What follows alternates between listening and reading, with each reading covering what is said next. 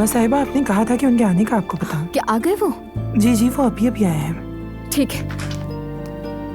आराम से दुआ साहिबा, कहीं आप गिर ना जाएं।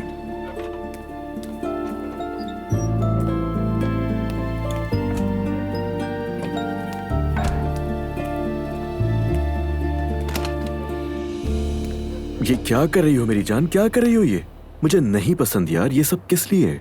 अरे क्या हो गया अजलान? तुमने दरवाजा क्यों खोला? सब खैरियत तो है ना? दरअसल मैं चाहती थी कि आज कोई और नहीं बल्कि मैं तुम्हें वेलकम कहूँ। क्या वाकई में?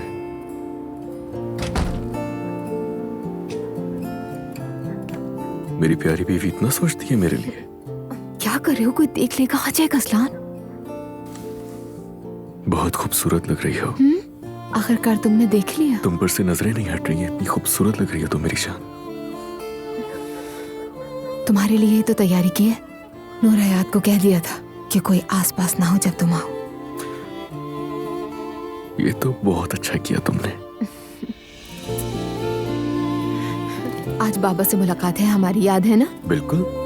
मैं टाइम देख लूं पहले? हाँ देख लो।